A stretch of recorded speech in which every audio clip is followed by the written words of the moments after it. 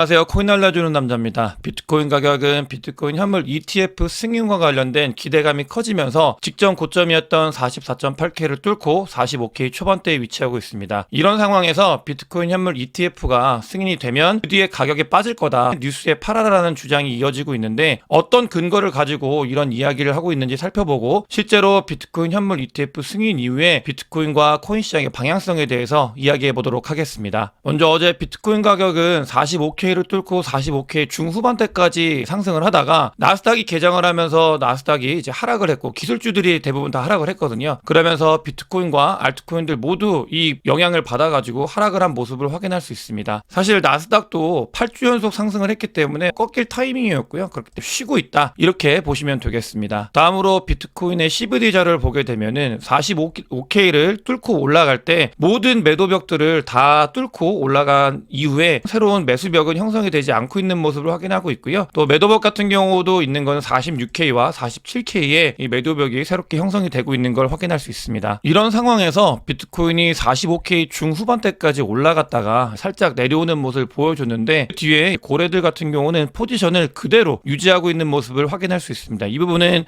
비트코인 현물 ETF 관련되어 있는 승인 소식이 전달이 됐을 때 추가적인 상승 모멘텀을 기대하고 있다라고 봐도 될 것 같고요. 이런 고래들의 움직임들, 비트코인 가격의 추세의 움직임들을 잘 살펴봐야 되겠습니다. 선물 청산맵상으로 봤을 때도 45K를 뚫고 나서 뒤에 새롭게 롱 포지션이 많이 구축이 되고 있었는데 이 부분을 계속 또 깨주면서 흔들고 있다, 이렇게 보는 그런 자리고요. 45K 이후로 올라온 다음에는 변동성이 조금 줄어든 모습을 확인할 수 있는데 이런 부분들은 기술 지표와 온체인 데이터를 이후에도 말씀을 드리겠지만 계속 눈치를 보고 있다. 비트코인 현물 ETF가 승인이 된 이후에 어떤 식으로 움직일지에 대해서 예측을 하기 어렵기 때문에 고래들이나 이런 매수 주체들이 다 눈치를 보고 있는 그런 상황이다라고 보시면 되겠습니다. 어제 큰 폭의 가격 상승이 있으면서 CME 시카고 선물 거래소에 갭이 또 발생을 했습니다. 갭 같은 경우는 43K 라인에 하나 있고요. 또 이전에 발생했던 갭이 메꿔지지 않았기 때문에 아직까지 39K에서 40K 사이에 이 CME 갭이 남아있다, 이렇게 보시면 되겠고,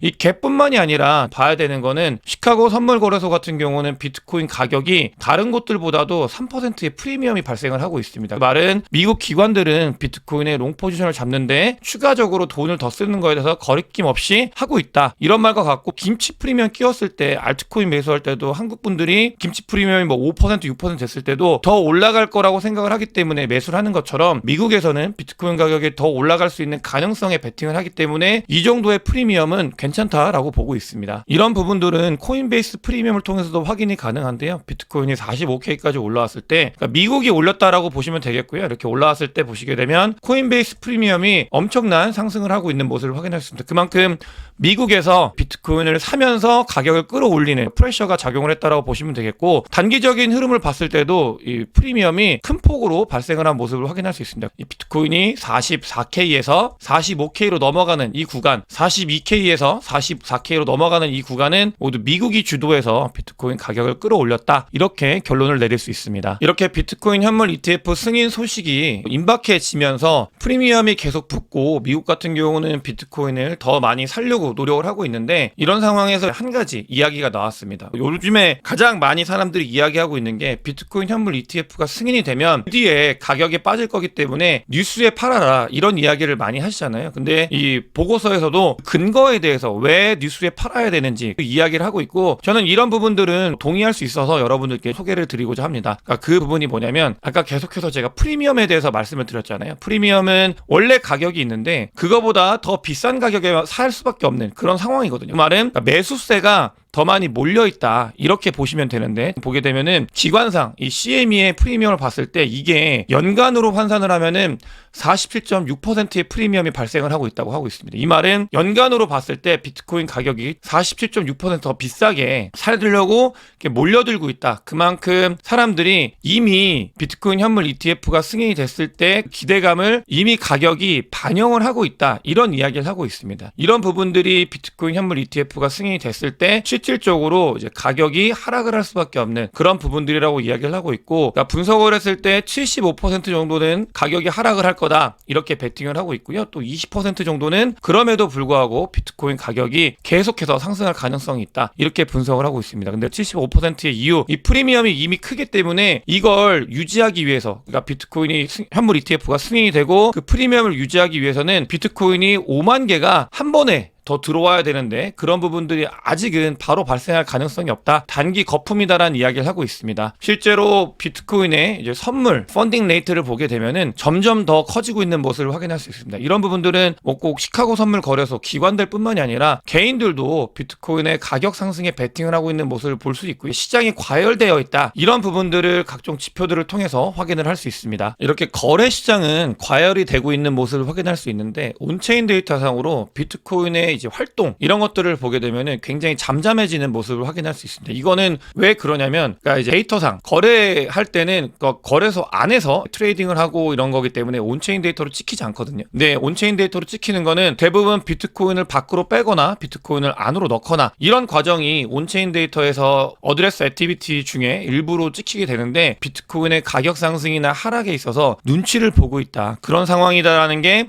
이 어드레스 액티비티를 통해서 확인이 가능합니다. 그만큼 비트코인 현물 ETF 이후에 방향성을 보고 본인들이 들어가겠다라고 생각하는 사람들이 많은 상황인 거고요. 이런 부분들이 비트코인의 가격이 상승을 하고 있지만 뭔가 변동성이 적은 모습을 보이고 있다라는 느낌을 받을 수 있게 만들고 있는 요소 중에 하나입니다. 조금 전에 비트코인 현물 ETF가 승인이 되면 그 뒤에 이미 프리미엄이 너무나 많이 붙어있기 때문에 그걸 유지하기 위해서는 비트코인의 실물이 정말 많이 들어와야 되고 돈이 많이 들어와야 되고, 그렇지 못한다고 하면은 단기적으로 꺾일 수 있다, 이런 분석 자료를 여러분들께 공유를 드렸잖아요. 그러면서 비트코인의 프리미엄에 대해서도 말씀을 드렸고, 근데 비트코인보다도 더 심각한 문제가 있는 게 알트코인들이 문제가 있는 겁니다. 이 알트코인들을 보게 되면은 자주 말씀을 드리는데 펀딩 레이트 히트맵을 보게 되면 너무나 많이 과열이 되어 있어요. APR이 그러니까 50%라는 거는 연간 50%의 이자를 롱 포지션 하시는 분들이 자기의 원금의 50%를 뜯기더라도, 그러니까 연간이죠, 연간. 그러니까 이어입니다. 그러니까 단기적인 게 아니라 연간 자기의 자산의 50%가 뜯기는 그만큼 뭐 롱 포지션이 많이 있음에도 불구하고 계속해서 롱 포지션을 잡고 있는 걸 확인할 수 있습니다. 이런 과열은 12월 말부터 지속된 현상인데요. 이게 계속 이어지고 있기 때문에 이런 프리미엄들, 비트코인 현물 ETF 승인 이후에 이 부분은 저는 개인적으로 반드시 정리가 한번 되지 않을까 이런 생각을 가지고 있고, 너무나 과열이 되고 있는 거는 비트코인보다도 알트코인을 보면서 더 많이 느끼고 있습니다. 그렇게 어느 정도의 정리 과정, 어제 비트코인이나 알트코인들이 모두 큰 폭의 상승을 했었는데 그런 부분들이 조금 정리가 된 모습을 확인할 수 있잖아요. 이 정리가 되는 모습을 볼 수 있을 가능성이 있다라는 거에도 생각을 해봐야 되겠습니다. 이런 단기적인 비트코인 현물 ETF 승인 이후에 어떤 분석 자료를 보면서 단기적으로 빠질 수 있는 이유가 분명히 있구나라는 걸 봤는데, 저는 늘 말씀드리지만 단기적인 흐름은 중요하지 않다라는 이야기를 정말 자주 말씀을 드리고 있어요. 저의 경우는 좀 더 중장기적인 사이클 매매를 하는 사람들이기 때문에 이 사이클 매매를 함에 있어서도 그냥 과거에 이렇으니까 앞으로도 이럴 거다,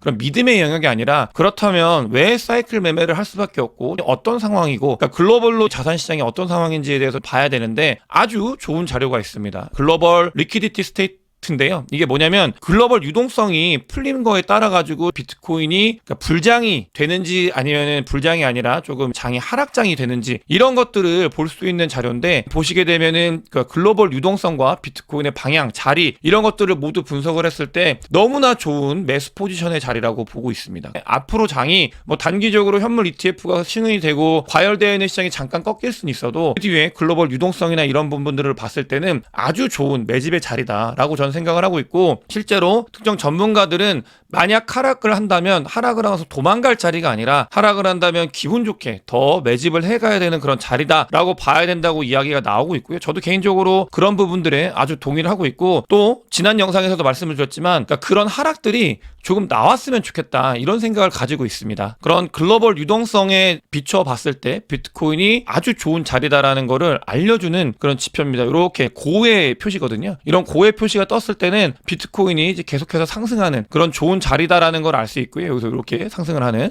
그래서 이렇게 상승을 하는 그런 자리에 와 있고 실제로 비트코인이 올라가고 있다. 중장기적인 사이클상 비트코인이 단기적으로 하락을 했을 때는 이게 끝난 게 아니다, 이렇게 보지 말고 더 상승을 한 이 부분을 봐야 된다라는 게 유동성 측면에서도 여러분들께 말씀을 드리고 싶어가지고 이 자료를 가지고 왔습니다. 마이클 세일러는 마이크로 스트래티지 주식도 비트코인에 노출이 되어 있기 때문에 비트코인이 올라갈 때 같이 올라가잖아요. 그러면서 마이클 세일러의 마이크로 스트래티지가 3배 넘게 올랐다라고 말씀드렸는데 정말 비트코인의 진심입니다. 왜냐하면 자기 마이크로 스트래티지의 주식을 매일 4월 달까지 5,000주씩 판다고 합니다. 이게 왜 파냐면은 DCA를 하려고 해요. DCA를.